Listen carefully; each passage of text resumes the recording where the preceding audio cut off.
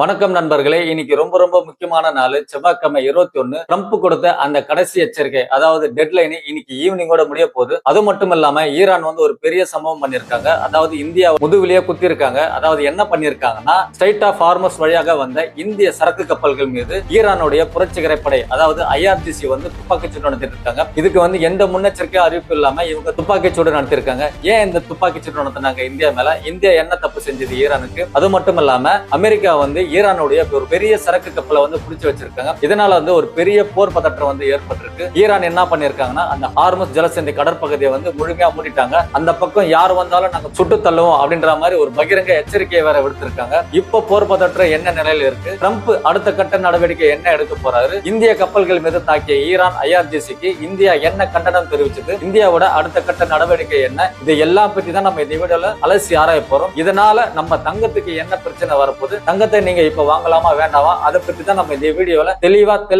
உங்களுக்கு நான் விளக்க போறேன். இந்த வீடியோ பாத்தீங்கன்னா உங்களுக்கு தங்கம் இப்ப வாங்கலாமா இல்ல வேண்டாமா அப்படின்ற ஒரு தெளிவான ஐடியா உங்களுக்கு கிடைக்கும். சோ முதலீட்டாளர்கள் கண்டிப்பா இந்த வீடியோ பாருங்க. மறக்காம நம்ம சேனலை சப்ஸ்கிரைப் பண்ணிடுங்க. நீங்க இப்பதான் நம்ம வீடியோ பாக்குறீங்கன்னா அப்பதான் உங்களுக்கு அடுத்த வீடியோட நோட்டிபிகேஷன் உங்க மொபைல்ல வரும். சரிங்களா? இப்ப நம்ம வீடியோக்குள்ள போலாமா? Welcome back to Velavan info hub channel.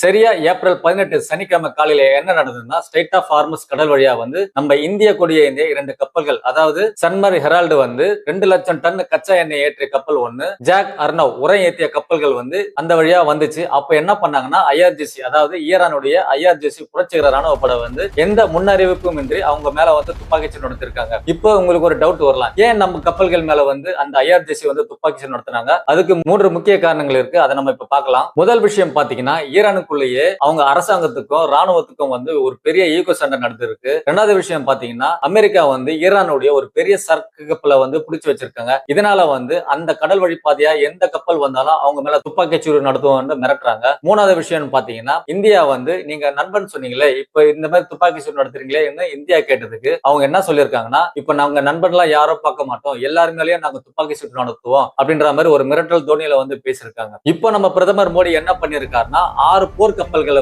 அந்த கடற்படைக்கு அனுப்பி வச்சு வெத்து காமிச்சிருக்காரு.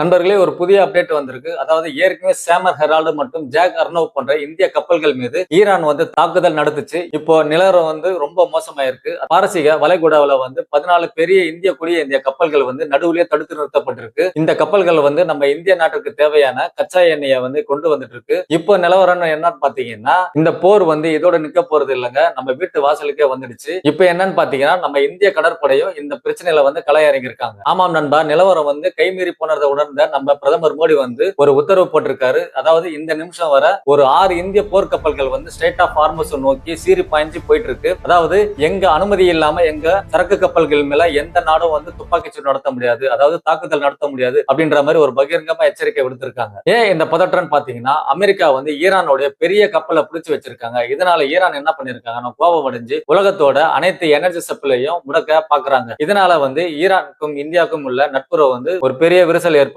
இதனாலதான் நம்ம பிரதமர் மோடி என்ன பண்ணாருன்னா, அவசரமா சவுதி அரேபியா மற்றும் ஜோர்டன் தலைவர்கள் கிட்ட பேச்சுவார்த்தை நடத்திருக்காரு. இப்போ நம்ம வீடியோட கிளைமேக்ஸ் வந்துட்டோம். இதனால நம்மளுக்கு என்ன பாதிப்புன்னு பாத்தீங்கன்னா, யோசிச்சு பாருங்க நண்பர்களே. அதாவது இந்திய 14 கப்பல்கள் அங்க தடுத்து நிறுத்தப்பட்டிருக்கு. இதனால இந்தியாவோட பெட்ரோல் டீசல் விலை அதிகமாக வாய்ப்பு அதிகமா இருக்கு. இதனால தங்கத்தோட ரேட்டம் அதிகமாகிறதுக்கு அதிகமான வாய்ப்பு இருக்கு. இப்போ சென்னை நிலவரப்படி ஒரு 22 கேரட் தங்கத்தோட விலை எவ்வளவு இருக்குன்னா 14,299 ரூபா இருக்கு. ஆனா நீங்க காலையில தூங்கி எழுந்து பார்க்கும்போது இது 15,000 தாண்டறதுக்கு கூட அதிகமான வாய்ப்பு இருக்கு. இதுல ஆச்சரியப்படுறதுக்கு ஒண்ணுமே கிடையாது. அதனால தங்கத்துல முதலீடு பண்றோம்னு நினைக்கிறவங்க கொஞ்சம் வெயிட் பண்ணிட்டு பொறுமையா பாருங்க. ஏன்னா இன்னைக்கு நைட்டோட அந்த டெட்லைன் முடிய போகுது. அதாவது ட்ரம்ப் சொன்ன டெட்லைன் முடிய போகுது. மேலும் அந்த ட்ரம்ப் ஒரு ட்வீட் போட்டிருக்காரு. என்னன்னா, இந்த டெட்லைன் இதுக்கு மேலே நீட்டிக்க முடியாது, ஏன்னா ஈரான் கட்டுப்பட மாட்டாங்க. அதனால இன்னைக்கு நைட்டு என்ன வேணாலும் நடக்கிறதுக்கு, பெரிய சண்டை நடக்கிறதுக்கு கூட வாய்ப்பு இருக்கு. அதனால தங்கம் வாங்குறவங்க முதலீடு பண்றவங்க கொஞ்சம் வெயிட் பண்ணிட்டு என்ன நடக்குதுன்னு பாருங்க அடுத்த 24 மணி நேரத்துல. சரிங்களா? இதுதான் என்னோட